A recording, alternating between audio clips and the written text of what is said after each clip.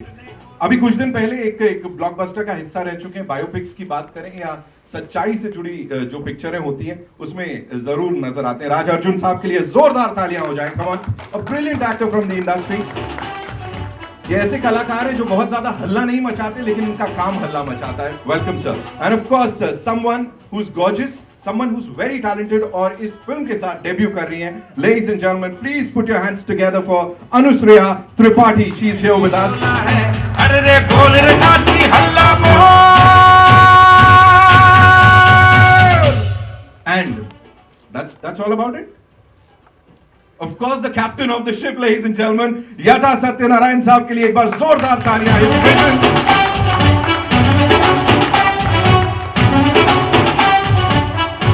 Welcome sir, welcome and congratulations to the entire team. बहुत सारे सवाल हैं। Makrand sir, I will start with you. You know, first of all, the way you essayed this character that you are playing, कितना ऐसा गुस्सा चल रहा था अंदर, क्या चल रहा था बताइए। क्या है, सबसे पहले तो good morning, good afternoon, whatever it is, but a day to remember, because Hindi में जब कोई फिल्म रिलीज होती है मराठी में, तो हम अपनी बात कह सकते हैं, हमारी मदर टंग है, हम लिखते हैं इंडियन पासपोर्ट पर नेशनैलिटी, लेकिन अचानक से पता चलता है कि हमें इंडिया के बारे में क्या पता है। और जब मुझसे कहा गया, क्योंकि हमने देखा है गांधी जी पे बनी फिल्म, बेन किंग्सले बने, फिर नसरुद्दीन शाह ने हे राम में काम किया, सुभाष चंद्र बोस जी पर फिल्म बनी, लेकिन एक ऐसा पन्ना जो इतिहास में काले रंग से लिखा गया और जिसके बारे में उतनी मालूमात नहीं है। फिर मुझे जब बताया गया कि आपको इतिहास का किरदार करना है, तो नितिन, क्या बात होती है कि इतिहास का किरदार कोई भी करना जाए, आप अचानक से एक जिम्मेदारी आती है कि आप उसके बारे में जानना शुरू कर देते हो। और कमाल की बात यह है कि बहुत ही लिखा पढ़ा आदमी, मीर उस्मान अली खान बहुत ही मतलब साहित्य प्रेमी था, शेर व शायरी करता था, और दुनिया का सबसे अमीर आदमी, मतलब टाइम मैगजीन पे उनकी तस्वीर छपी हुई थी 1937 में, लेकिन दुनिया का सबसे कंजूस आदमी भी था। तो मतलब कमाल की बात यह है कि कोई भी अंग्रेज या फ्रेंच आदमी या अमेरिकन आदमी मिलने आता था, सिगरेट ऑफर करता था, पूरा सिगरेट का पैकेट ही उनसे ले लेता था, बक्सा ही ले लेता था। बात, मजेदार बात यह है कि ऐसे आदमी ने, जो कि लिखा पढ़ा आदमी है, क्या हो गया कि अचानक से जो कहता था एक आंख मेरी हिंदू की, एक आंख मुसलमान की है, फिर वो अचानक से धर्म के कारण, फिर बात समझ में आई जितना हमने थोड़ा सा रिसर्च किया, कि जब वो अंग्रेजों के साथ वफादार ज्यादा रहा, अंग्रेजों ने हमेशा से उनको एक हाइनेस करके भी एक दिया था, उनको नाम दिया था, और वो आदमी चाह ही रहा था कि जब आजाद हो जाए हमारा मुल्क, तब वो हैदराबाद को अलग कर ले, उसको तुर्किस्तान बना ले, वो अलग ही करना चाह रहा था। ये भीतर की बात बहुत कम लोग जानते हैं। तो मुझे जब ये ऑफर किया गया, तो मुझे ऐसा लगा कि मकरन भैया, पता नहीं आपको क्यों, यता साहब ने या गुडूर साहब ये फिल्म क्यों बना रहे हैं, और आपको ये मौका मिल रहा है कि एक संजीदा लिखा पढ़ा आदमी अपने धर्म के लिए क्या इतना हिंसा इतनी कर सकता है, इतनी क्रूएल्टी कर सकता है। और खैर, फिर उसके बाद जो काम किया गया वो यही था कि एक हिंसा वाला आदमी कितना मतलब आपने देखे होंगे 2 शॉट की, जिसकी आंखों में अचानक से जब आप धुआं छोड़ते हो तो धुएं में भी ऐसा लगे कि बारूद छोड़ रहा है, वो कोई एक जहर है जो डाल रहा है। तो मैं ये बात ज़रूर कहूँगा कि एज एन एक्टर अचानक से मुझे, मेरे अंदर का एक, हर एक के भीतर एक क्रूएल आदमी होगा ज़रूर, तो मेरे अंदर का क्रूएल आदमी निकल गया है ये किरदार करके, ये मैं कहना चाहूँगा। पहले ही शॉट में सर, जब वो ऐसे आप धुआं छोड़ रहे हो ना, सच में वो दिख रही है नफरत। My God. पर एक बात बताऊँ, इसमें मेरा मज़ेदार एंट्री दी है इन्होंने कि इतना दुनिया का सबसे अमीर आदमी है, उनकी एक रस्म होती थी हर निज़ाम में कि एक सोने का सिक्का उनको दिया जाता था, वो उसे छूते थे वापस लौटा देते थे, लेकिन ये आदमी रख लेता था, ये 7वां जो निज़ाम था, ये कंजूस था, ये रख देता था। तो एक ऐसा सिक्का गिर जाता है और वो सिक्का मिल नहीं रहा है, तो इन्होंने एंट्री वो रखी है कि वो अपने नीचे झुककर ढूंढता है और उसे अपनी लकड़ी से ढूंढ कर लाता है और वो किस्सा ढूंढ कर रखता है अपने वापस पॉकेट में। और एक मज़ेदार बात ये थी कि उसके पास जेकब हीरा था, जो हीरा कहते हैं कि बहुत ही 7 एक हीरे होंगे दुनिया भर में, तो वो उनके पास था। तो हम सोच रहे थे उसका क्या करें, मतलब थोड़ा सा हम जो क्रिएटिव लिबर्टी लेते हैं वो उसका पेपर वेट की तरह इस्तेमाल करते थे, माइंड यू, पेपर वेट की तरह इस्तेमाल करते थे। तो हमने उसके हाथ में जो लकड़ी दी थी स्टाफ, उसके ऊपर वो लगा दिया था और उससे वो अपनी खुजली करता है, अपने पैर में जब खुजली होती है उसे खुजलाता है। तो वो सब करते हुए ऐसा लगा मुझे कि पता नहीं यार, एक एक्टर होना कितना इम्पोर्टेंट है कि अचानक से आप इतिहास में उतर कर आप वो किरदार निभाते हो।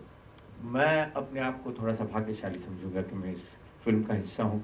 और मैं इनके लिए ज़रूर ये कहना चाहूँगा कि हम हमेशा देखते हैं कि बड़े स्टार्स आते हैं और उसका बजट 100 करोड़ 200 करोड़ और फिर वो बड़ा स्टार होता है वही 100 करोड़ ले जाता है, इसलिए फिल्म 150 करोड़ की 200 करोड़ की होती है। लेकिन इस फिल्म को 50 करोड़ की बनाना, इसका मतलब है इनका कन्विक्शन कितना है बनाने वाले का भी, कि हम एक्टर चाहते हैं जो किरदार में दिखें कि ये निज़ाम लगे, इसलिए इसे कास्ट किया गया है। तो तहे दिल से मैं इन दोनों का शुक्रिया अदा करूँगा कि आपने ये फिल्म बनाई और मैं इसका हिस्सा हूँ। धन्यवाद sir, thank you so much. Moving on to लौह पुरुष, श्री सरदार वल्लभ भाई पटेल का इतना खूबसूरत किरदार जो यहाँ पे निभाया है। तेज सर प्लीज मुझे बताइए सबसे पहले कि लौह पुरुष के बारे में और क्या क्या पता लगा, बिकॉज यहाँ कई चीजें पता लग रही हैं आपकी रिसर्च में। What all did you get to know about him? नमस्कार आप सब लोगों को। मैं जब मुझे बुलाया गया हैदराबाद लुक टेस्ट के लिए, वैसे मेरी पहली फिल्म सुरक्षा लगी थी 1979 में एज अ लीडिंग मैन। 3-4 फिल्में करके मैं ऑन द लीडिंग साइड, फिर मैंने नेगेटिव रोल्स करना शुरू किया था, फिर बाद में कैरेक्टर रोल्स किए। तो जब मुझे इस रोल के लिए बुलाया गया तो 3 बार मेरे लुक टेस्ट हुए और अल्टीमेटली रेड्डी साहब और यट्टा साहब ने फाइनल किया मुझे। 3 look test, lot of prosthetics, तो और मुझे एक्सप्लेन किया गया ये रोल। वैसे मैंने ग्रेजुएशन हिस्ट्री में की थी अपने कॉलेज एल्फिंस्टन से, तो एक ढांचा सा था। एंड सरदार साहब हैज़ बीन माई आइडल। बहुतों के अलग अलग हैं, किसी का गांधी जी हैं, किसी के नेहरू जी हैं, किसी के सुभाष चंद्र बोस हैं, लेकिन मेरे आइडल यही थे। और जब मुझे उनका रोल निभाने का सिल्वर स्क्रीन पर मौका मिला तो आई थिंक मेरे लिए इससे बड़ी गर्व की बात और कुछ नहीं है। 46 years, over 300 films, the only actor to do 13 languages, इतना मैंने किया हुआ है। लेकिन मैं आपको ये बता दूं कि ये रोल जो है ये मेरा लाइफ का one of the best roles है। ये आप जब देखेंगे तो शायद मैं बताएंगे कि मैंने कैसा किया है। And I hope convinced you कि एक नेगेटिव एक्टर जो है रोल्स करने वाला, उसने पॉजिटिव कैसे किया है। एक छोटा सा आपको इंसिडेंट बता दूं कि प्राण साहब जो थे वो, मतलब जब से मैंने कदम रखे इंडस्ट्री में, मेरे फादर थे, उनके जैसा कोई विलन उस दौर में नहीं था। लोगों ने अपने बच्चों का नाम प्राण नहीं रखा कभी, तो इतनी दहशत थी उनके नाम से। लेकिन एक फिल्म, सिर्फ एक फिल्म, मलंग बाबा उपकार, मनोज जी ने उनको पॉजिटिव रोल में लिया और उसके बाद हिस्ट्री, उसके बाद प्राण साहब ने सिर्फ पॉजिटिव रोल्स किए हैं। तो मेरे लिए ये हिस्ट्री वैसे भी है और आई थिंक इसके बाद again it will be repeated. Thank you so much.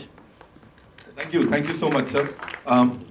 Raj sir, I will come to you and ये मेरा सवाल आपके लिए है, बिकॉज जितने शांत आप ऐसे हैं और जब आप स्क्रीन पे दिखते हैं, इसकी बात करूं या अभी आपने हाल ही में एक और बहुत बड़ी ब्लॉकबस्टर दी है, सो वो बिल्कुल अलग चले जाते हैं। You know when you playing a negative character, वो खुद को कितना असर करता है, बिकॉज एज सर ने भी यहाँ पे अभी बताया, वो Razakar is like you know hit कर रहा है, हम सबको हिट कर रहा है। फॉर यू इमोशनली कितना चैलेंजिंग था? Thank you very much for this nice introduction and all. आप सभी को मेरा नमस्कार। ये बिल्कुल सही कहा आपने, इमोशनली बहुत हिट करता है। हम एक जर्नी से जब एक ख़त्म होने को आती है वो, तो एक वैक्यूम सा आ जाता है, क्योंकि ये एक्टिंग प्रोसेस ही ऐसी है कि आपको साइकोलॉजिकली उस परचम तक पहुंचना होता है, नहीं तो वो कन्विक्शन आएगा ही नहीं। अब मैं बॉडी लैंग्वेज ले आऊँगा, मैं जेस्चर ले आऊँगा, मैं स्पीच ले आऊँगा, मैं डिक्शन पे ठीक काम कर लूँगा, लेकिन अगर मैं उसमें सोलली उतरूँगा नहीं तो वो कन्विक्शन बाहर भी नहीं पहुँचेगा, और उसको पहुँचने में अपने आप को तकलीफ में तो डालना ही पड़ता है। बट ये चुनाव मेरा ही है और मुझे इसमें बहुत सुकून मिलता है, बहुत। मुझे हर बार जब भी मैं कोई इस तरह का काम करता हूँ तो मुझे लगता है कि जीवन जो है सार्थक हो रहा है। जिस तरह का सिनेमा मैं करना चाहता हूँ, जिस तरह की एनर्जी मैं भेजता हूँ, मैं बार बार यही विश करता हूँ कि मुझे टफ से टफ रोल जो है वो किसी तरीके से पहुँचे। और वो पता नहीं क्या होता है कि कुछ दिनों के बाद मेरे पास इतने ख़तरनाक रोल आते हैं और मुझे लगता है कि वापस एक लड़ाई, वापस एक चैलेंज मुझे जो है रिसीव करना है। तो तकलीफ़ का दौर तो तब भी रहता है कि जब उस रोल की तैयारी करनी हो, और जब वो चला जाता है तो आप न मैं एक्टर हूँ और न मैं वो किरदार हूँ, तो वो भी तकलीफ़ का दौर रहता है अनटिल अनलेस कि इमीडिएटली आपके पास कोई प्रोजेक्ट हो। मेरी कोशिश रहती है एक टाइम पे एक ही काम करूँ ताकि मैं उसमें जान लगा पाऊँ। तो ये है, लेकिन उसका एक अपना मज़ा भी है, वो बहुत सुकून दे जाता है और वो इतनी ताकत दे जाता है कि आप आने वाले कुछ महीनों में आप वापस एक चुनाव करते हो कि अब क्या और अब कौन सी फिल्म। तो मेरे लिए यही एक खुराक है। अब इस फिल्म की अगर बात करें तो मैं आपको सच में ऑनेस्टी से बताऊं कि मुझे नहीं मालूम था, रज़ाकारों के बारे में नहीं मालूम था, कासिम रिजवी के बारे में जो कैरेक्टर मैं कर रहा हूँ उसके बारे में नहीं पता था, हैदराबाद में ऐसा हुआ है 1946 to 48 के इरा में, ये भी नहीं पता था। बट जैसे कि कोई भी सेंसिबल एक्टर करता है, जैसे ही उसे कोई रोल ऑफर होता है वो उस पर काम करना शुरू करता है। तो मैंने भी वही किया, यूट्यूब, गूगल, किताबें, जितना मटेरियल अवेलेबल था, डायरेक्टर सर से बात की, प्रोड्यूसर सर से बात की, जितना बाहर से मैं इकट्ठा कर सकता था किया।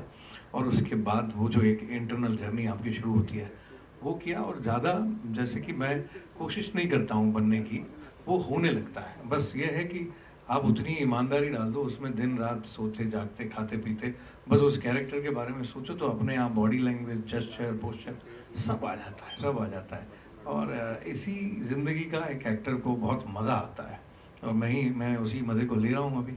और इस फिल्म के बारे में मैं आपको कहूँ, मैं ऑनेस्टली बोल रहा हूँ कि मैंने, जैसे कि हमने बहुत सारी बड़ी तेलुगु फिल्में देखी हैं, तेलुगु सिनेमा जो है वो कुछ ऐसी बड़ी बड़ी फिल्में हैं जैसे बाहुबली, पुष्पा, RRR, स्वाहो, सोहो, एंड ये सारी फिल्मों के लिए जाना जाता है। तो मैं आपको ये यकीन दिलाना चाहता हूँ कि इसका जो लेवल है ना वो उसी तरह की फिल्म का है। मतलब तेलुगु इंडस्ट्री की या तेलुगु सिनेमा की जब जब बात होगी ना तो उसमें रज़ाकार का नाम ज़रूर लिया जाएगा, ज़रूर लिया जाएगा। ये मेरा वादा है आपसे। तो मैं सिर्फ यही गुजारिश करूँगा आपसे कि प्लीज़ ये फिल्म आप जब देखें तो अगर आपको अच्छी लगे तो आप ट्विटर पे, इंस्टाग्राम पे, फेसबुक पे उस पर लिखना शुरू करें, और ताकि हमारे डायरेक्टर हैं या फर्स्ट टाइम डायरेक्टर हैं, फर्स्ट टाइम प्रोड्यूसर हैं, और उनका मनोबल बढ़ेगा। क्या होता है कि इंडस्ट्री में जब कोई एक कदम रखता है और वो फिल्म, वो काम अगर अप्रिशिएट किया जाए, पसंद किया जाए, तो सिनेमा की फैमिली हमारी बढ़ती है। तो एक नया डायरेक्टर, एक नया प्रोड्यूसर पैदा होता है, बहुत सारे नए एक्टर्स काम करना शुरू करते हैं, तो बहुत सारी एक बड़ी हमारी फैमिली बढ़ती जाती है। तो आप लोगों को देता हूँ मैं ये जिम्मेदारी। Thank you, thank you. देखो प्यार से समझाया अभी, वो वाले कैरेक्टर में रह के नहीं समझाया, समझ जाओ सब लोग। Thank you so much sir for sharing that. Anushriya, this one's for you. Welcome to the movies first of all. Thank you so much. You know- Warm welcome indeed. Talking about this film, you know, it's a pan Indian film, right? आजकल इसकी हम बात करते हैं और यहाँ पे ये प्लेटफॉर्म मिलना, ये डेब्यू मिलना with this amazing cast, क्या बोलना चाहोगे सबसे पहले? सबसे पहले तो मैं बहुत बहुत ज़्यादा मैं थैंक यू बोलना चाहूँगी मेरे को ये कैरेक्टर देने के लिए, याटा सत्यनारायण जी हमारे डायरेक्टर का, एंड हमारे प्रोड्यूसर गुड्डू नारायण रेड्डी जी का, जिनके स्ट्रॉन्ग कन्विक्शन, विल पावर और फेथ के कारण ये स्टोरी आज हम यहाँ आगे लेके आ पाए हैं।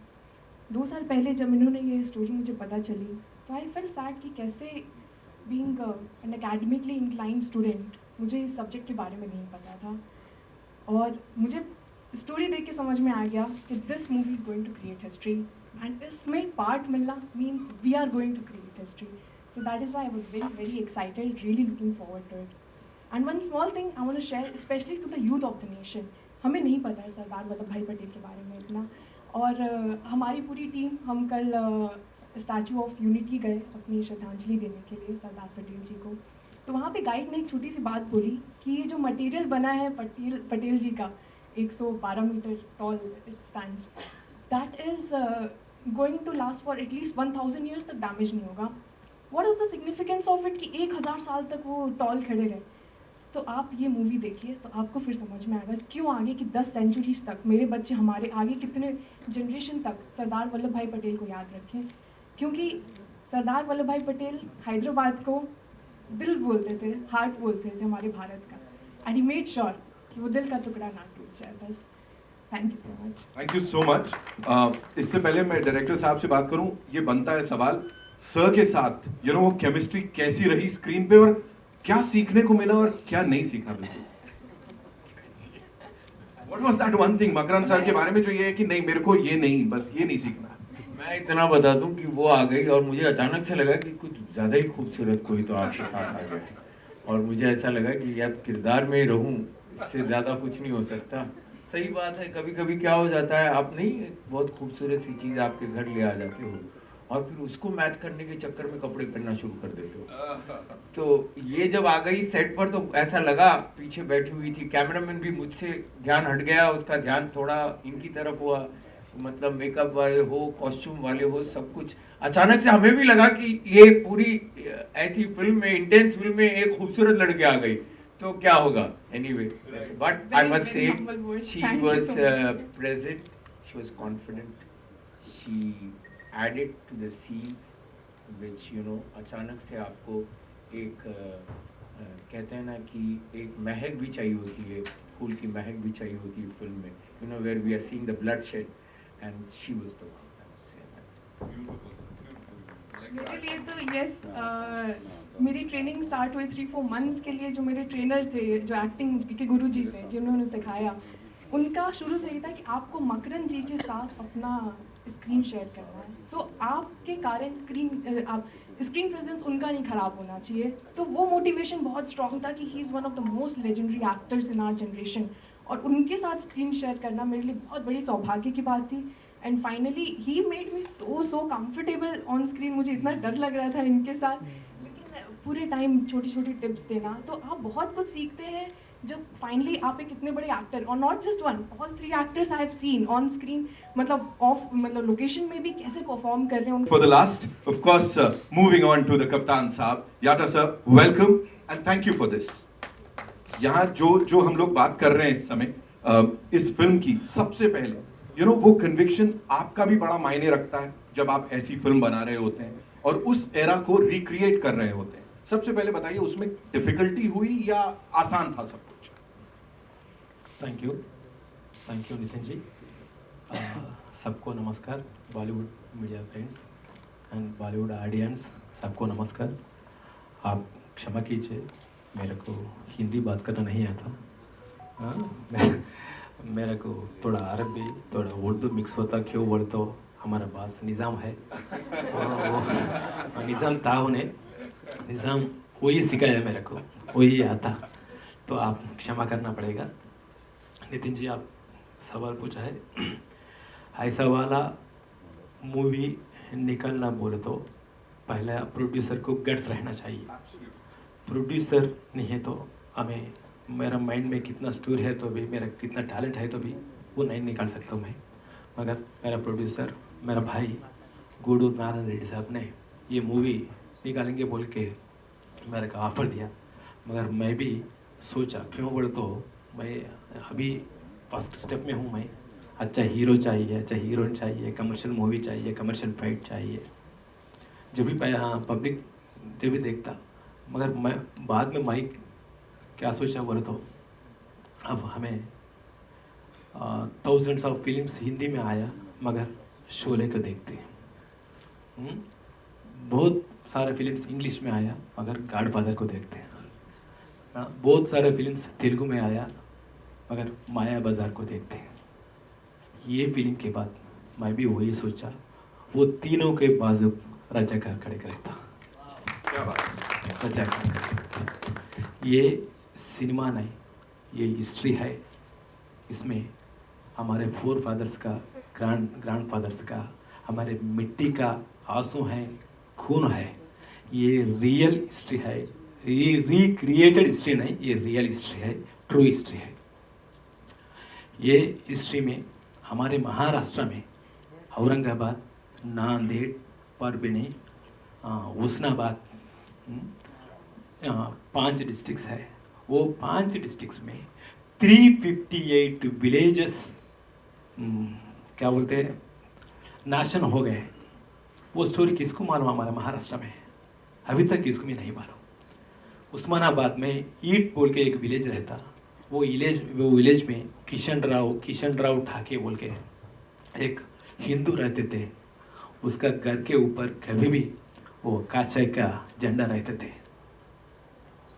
हाँ सैफरन का झंडा रहते थे। उसका ऊपर गुस्सा से वो गांव को जला दी, उसका वाइफ को मार दी। उन्होंने क्या किया? उसका धर्म पालने के लिए कोशिश किया, उसमें कोई गलत नहीं है ना।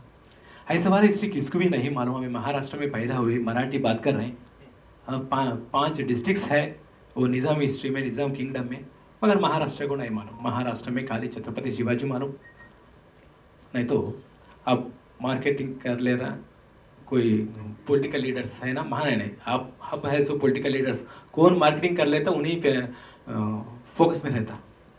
मगर जब थाउजेंड्स पीपल्स फ्रीडम फाइटर्स है हमारे लिए फाइट करे, सो फाइटर्स अनसंग हीरोज है, उसके लिए बोलना मेरा जिम्मेदारी है, इसलिए मैं ये मूव किया। Thank you so much. Of course Chhatrapati Shivaji Maharaj जिन्होंने इतना सब कुछ दिया है, ऑफ कोर्स उनके अलावा और जिन हीरोज की सर आप यहाँ पे बात कर रहे हैं, आई थिंक आपने बहुत खूबसूरती से उसको यहाँ पोर्ट्रे किया होगा। एक झूठ बोला सर आपने हम सबसे, हाँ। वो झूठ ये है कि आपको हिंदी नहीं आती, इतनी अच्छी तो बोल रहे हैं सर आप। नहीं, मैं नहीं आती बोलो तो आप अच्छा सुन रहे हैं, आहा, कंसंट्रेशन दे रहे हैं, आहा। नहीं तो आपका कंसंट्रेशन नहीं रहता, इसलिए। अब कुछ अच्छा देखने के लिए 26 April is when this movie is going to release. Hindi और मराठी में ये रिलीज हो रही है, आप लोग नजदीकी सिनेमा घर में देख सकते हैं। आई एम श्योर बड़े सारे सवाल होंगे आप लोगों के भी, सो यस आइए ओवर टू यू। कहाँ से आ रहा है पहला सवाल सर? फिल्म ऑलरेडी रिलीज हो चुकी है तेलुगु में, अब वापस उसको रिलीज कर रहे हैं हिंदी और मराठी भाषा में। क्यों जरूरत लगी आपको कि मराठी और हिंदी में भी रिलीज करें? मराठी क्योंकि महाराष्ट्र से 5 डिस्ट्रिक्ट निज़ाम प्रोविंस में थे, इसलिए हम मराठी में निकालना चाहे। और हिंदी तो नेशनल लैंग्वेज है, पूरा नेशन को पता चलना है। मेरा जिम्मेदारी बोल के मेरे कंधों पे लिया, तो पूरा देश को बताना है कि इतिहास क्या है। और आपके मन में ये भी क्वेश्चन होगा तेलुगु पहले रिलीज करे और इस बात में एक एक कदम में हमें तकलीफ दिया गया। तेलुगु, मलयालम, तमिल, कन्नड़ा का ये हो गया, फिर बोले पिटिशन लगाए कि election commission model code of conduct. ऐसे what model code of conduct? I am also a politician, I know about model code of conduct. they don't deal with any cinema और नाटक या कोई ड्रामाबाजी और किसी से वो लोग डील नहीं करते। They deal with democracy. They see to it that the election is conducted properly as per the rules or not. Whether the candidates who are contesting are eligible or not. Whether the expenditure, curtailed to a particular limit is being followed up or not. But not control the cinema industry. So I went to again court and I have argued and got it censored. कहा जा रहा है क्योंकि आपने अभी कई बार बताया, हम सब सुन भी रहे हैं, ट्रेलर के माध्यम से पता चलता है कि ये जो इतिहास में हुआ, मकरन साहब ने कहा, राज अर्जुन ने कहा, तेज सप्रू साहब भी कहीं एग्री कर रहे हैं कि ये वो हिस्ट्री है जो हिंदुस्तानियों को पता नहीं। जी, क्या आपने फिक्शन भी डाला है इसमें? इसको और कुछ भी फिक्शन नहीं है। फिक्शन है तो है, निज़ाम को 203 बीवियां थे और निज़ाम के बीवियां कहीं बाहर नहीं दिखते थे, लेकिन ये निज़ाम की बीवी सिनेमा में दिखती है, बस उतना वही फिक्शन है। क्योंकि मकरन जी ने आपसे कहे कि एक फूल को बताना है, एक खूबसूरती को बताना है कि वो पूरा ब्लड शेड हो रहा, मारण होम हो रहा है, तो इस बीच में एक थोड़ा सा रोमांटिक सिचुएशन को क्रिएट करना, तो एक बेटर लुकिंग फीमेल, क्योंकि better looking beautiful looking females भी गांव वालों का कैरेक्टर्स लेके एकदम वो लोग अभी काला रंग डाल लिए, ये एक ही थी, गोरी के जैसा दिखती है, बस उससे ज़्यादा कुछ नहीं है। तेज सप्रू साहब, आपसे मेरा सवाल है, जब मैं आपकी बात करता हूँ, you're there in the industry for so long, अनगिनत किरदार आंखों के सामने आते हैं जब हम आपको देखते हैं। सरदार वल्लभ भाई पटेल का किरदार निभाना, और क्योंकि आपकी एक इमेज रही है, विद ऑल ड्यू रिस्पेक्ट, ये कितना चैलेंजिंग रहा आपके लिए, और क्या मानते हैं आप कि जो हिस्ट्री इस फिल्म में दिखाई गई है, क्या वाकई में आधे से ज़्यादा हिंदुस्तानियों को पता नहीं है कि ये भी इतिहास में कहीं हुआ है? या मुझे लगता है जब मुझे ही नहीं पता थी इनिशियली, तो फिर आधे से ज़्यादा को शायद ही पता होगी। वो तो मुझे यट्टा साहब और गुडूर जी ने जब बुलाया और पूरा एक्सप्लेन किया कि ये है, तब जाके मुझे लगा कि अच्छा ऐसी कोई हुआ है। दो सरदार जी इज़ माई आइडल, बट मुझे ये हैदराबाद का जेनोसाइड जो था ये पता नहीं था। Then I read a couple of things, और लोगों ने ये भी कहा कि आप ऐसी फिल्म लगी है, ज़रा देख लीजिए वो उन्होंने कैसा किया है रोल। मैं बोला मैं देखूंगा नहीं, वरना somewhere down the line you get carried away with even a one sort of nuance जो होता है एक्टर का। तो मैंने किसी को ना देखा ऐसा रोल प्रीवियसली जिसने किया होगा, और मेरे जहन में जो था कि ये कैरेक्टर जो मेरे आइडियल हैं, इन्होंने ऐसा ऐसा किया था और मैंने उसी तरह निभाया है। अब कितना कन्विंसिंग निभाया है ये आप लोग मुझे उसका रिजल्ट देंगे। मकरंद सर, आपसे पूछना चाहूँगा, और जिस वक्त आप बात कर रहे थे मुझे बहुत एहसास हुआ अंदर से कहीं कि बहुत डिटेल में आपने स्टडी करी है। जब मैं उस किरदार की उस्मान पाशा के किरदार की बात करता हूँ कि वो कंजूस थे, कितनी डॉक्यूमेंट्री देखी आपने। It gives me that vibes, you have seen so many thing about Usman Pasha.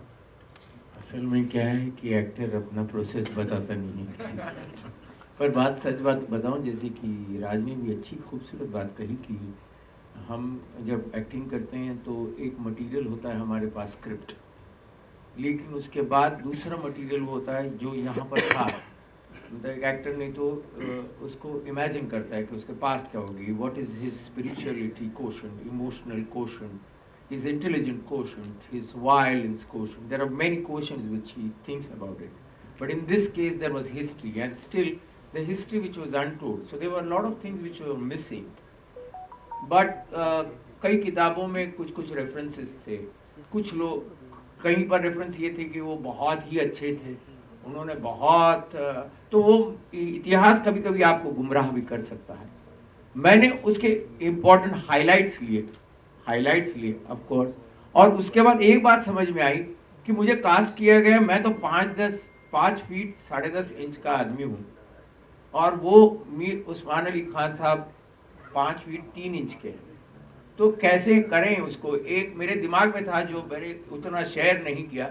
मेरी समझ में आया कि एक्टर थोड़ा झुक जाए और यूं चले अगर, और यूं लेके, तो हाइट का आपको अंदाजा आएगा ही नहीं। और कहीं तो जिक्र था वहाँ पर कि उनके कंधे झुके हुए थे, और वो शायद हो सकता है कि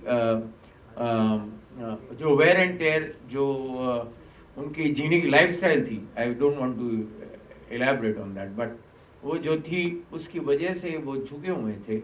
तो मुझे एज एन एक्टर, एक तो वो फिल्टरलेस सिगरेट पीते थे, आपने कभी पी है, कोशिश कर लीजिएगा, फिल्टर जब हटा देते हो और आप जब एक भी आप कश लेते हो तो आपके मुंह में बाद में धुआं आता है, पहले तो वो तंबाकू आता है।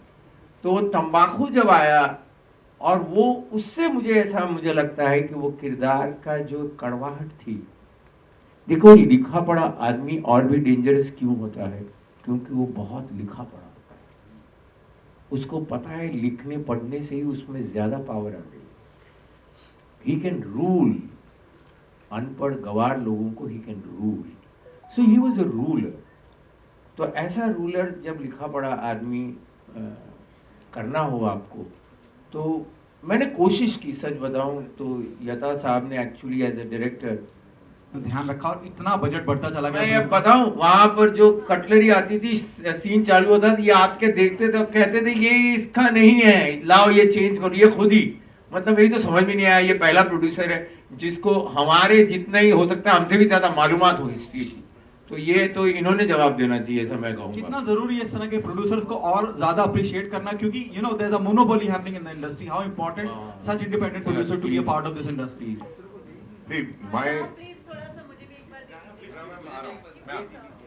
Okay, I'll quickly complete it.